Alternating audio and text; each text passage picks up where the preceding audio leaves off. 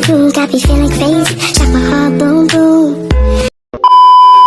Assalamualaikum warahmatullahi wabarakatuh. Halo teman-teman, saya Intan Sasila dengan NIM 2024050103-157. Mahasiswa Institut Agama Islam Negeri IAIN Kendari, Program Studi Manajemen Bisnis Syariah Fakultas Ekonomi dan Bisnis Islam, kelas D pada kelompok 5, dengan mata kuliah Pengantar Manajemen Keuangan. Pada kesempatan kali ini, saya akan mempresentasikan materi tentang laporan keuangan.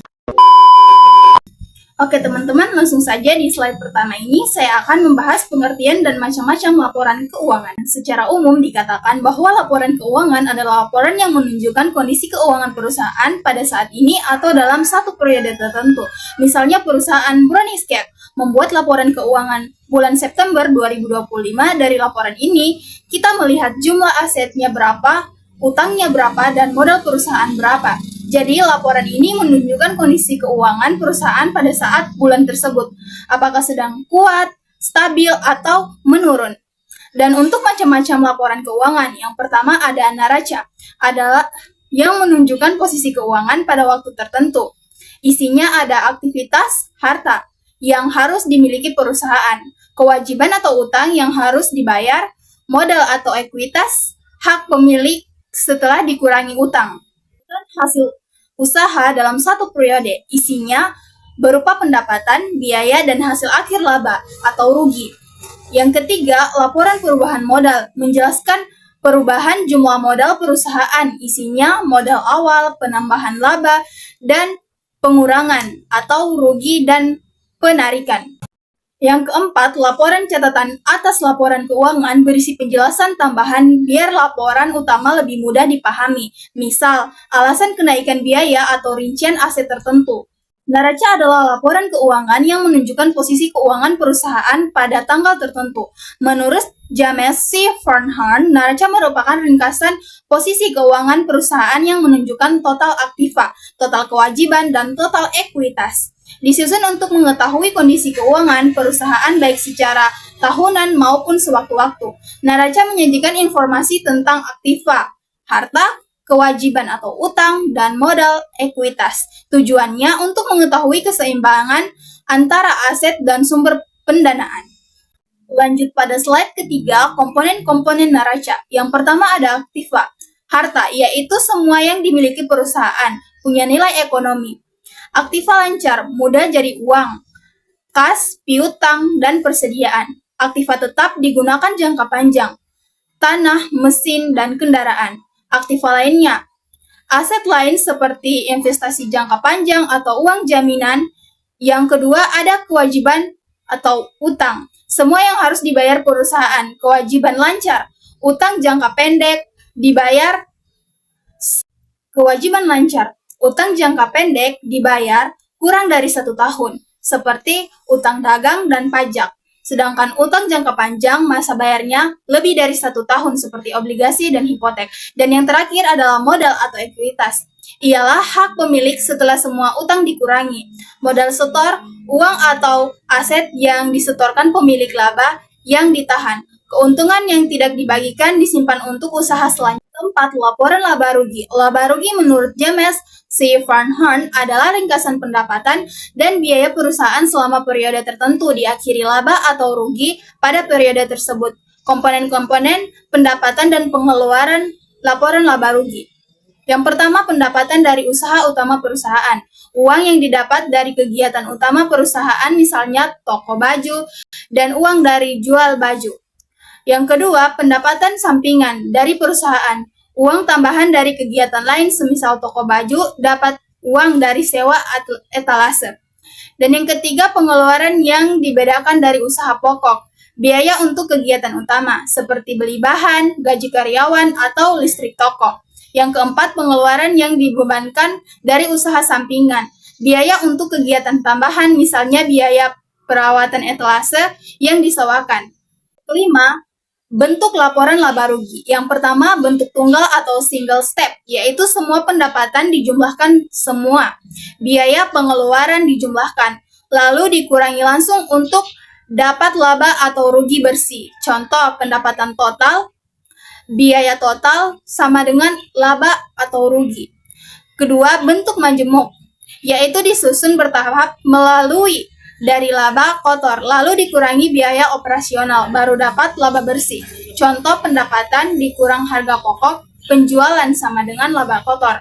Laba kotor dikurangi biaya operasional sama dengan laba bersih. Jadi, bedanya bentuk tunggal langsung hasil akhir, sedangkan majemuk lebih rinci tahap-tahapnya. Dan sifat laporan keuangan. Yang pertama, memberikan informasi dan jumlah aktiva harta yang dimiliki perusahaan pada saat ini. Yang kedua, memberikan informasi tentang jenis dan jumlah kewajiban dan modal yang dimiliki perusahaan pada saat ini. Dan yang ketiga, memberikan informasi tentang jenis dan jumlah pendapatan yang diperoleh pada suatu periode tertentu.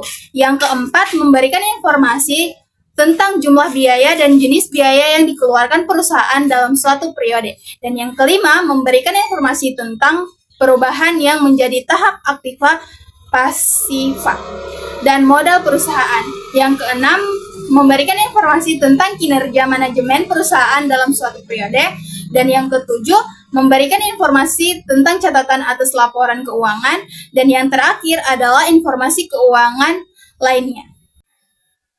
Nah, pada slide selanjutnya ini atau slide ketujuh, kita akan membahas sifat laporan keuangan. Yang pertama bersifat historis, artinya laporan keuangan dibuat berdasarkan kejadian atau transaksi yang sudah terjadi, bukan yang akan datang. Contoh, laporan tahun ini berisi tentang data keuangan dari kegiatan tahun lalu. Yang kedua, menyeluruh, artinya laporan keuangan harus mencakup semua aktivitas perusahaan baik besar maupun kecil supaya hasil lengkap dan akurat. Jadi intinya laporan keuangan itu berdasarkan data masa lalu dan menggambarkan keseluruhan kondisi perusahaan. Kedelapan, analisis laporan keuangan. Adapun tujuan dan manfaat analisis laporan keuangan ialah untuk mengetahui posisi keuangan perusahaan dalam suatu periode tertentu, baik harta, kewajiban, modal, maupun hasil usaha yang telah tercapai untuk beberapa periode. Untuk mengetahui kelemahan apa saja yang menjadi kekurangan perusahaan, dan untuk mengetahui kekuatan yang dimiliki dan sebagainya. Digolongkan menjadi satu rasio racana, perbandingan antara pos-pos yang ada di racana seperti aset, utang, dan modal. Yang kedua, rasio laporan laba rugi. Rasio laporan laba rugi, perbandingan antara angka-angka di laporan laba rugi, misalnya pendapatan, biaya, dan laba. Dan yang ketiga, rasio antar laporan ini, perbandingan antara data di racana dan laporan laba rugi, biar bisa melihat hubungan keduanya. Jadi intinya rasio itu dipakai buat menilai kesehatan dan kinerja keuangan perusahaan dari berbagai sisi. 10. Prosedur dan jenis analisis laporan keuangan. Adapun prosedur yang dilakukan dalam analisis keuangan adalah mengumpulkan data keuangan dan data pendukung yang diperhitungkan selengkap mungkin, baik untuk suatu periode maupun beberapa periode. Melakukan pengukuran atau perhitungan dengan rumus-rumus tertentu secara cermat dan teliti sehingga hasilnya diperoleh benar-benar tepat. Melakukan perhitungan dengan memasukkan angka-angka yang ada dalam laporan keuangan secara cermat. Memberikan intervensi terhadap hasil perhitungan dan pengukuran yang telah dibuat. Membuat laporan tentang posisi keuangan perusahaan, memberikan dokumentasi yang dibutuhkan sehubung dengan hasil analisis tersebut. 11. Keterbatasan rasio keuangan. J. Fred Weston menyebutkan kelemahan dari rasio keuangan adalah sebagai berikut. Yang pertama, data keuangan disusun dari data akuntansi di mana data tersebut ditafsirkan dengan berbagai macam cara. Yang kedua, prosedur pelaporan berbeda mengakibatkan laba yang dilaporkan berbeda pula. Dapat pula turun tergantung prosedur laporan keuangan tersebut. Dan yang ketiga, mempengaruhi musiman, pengakibatan rasio komparatif akan ikut berpengaruh dan lainnya.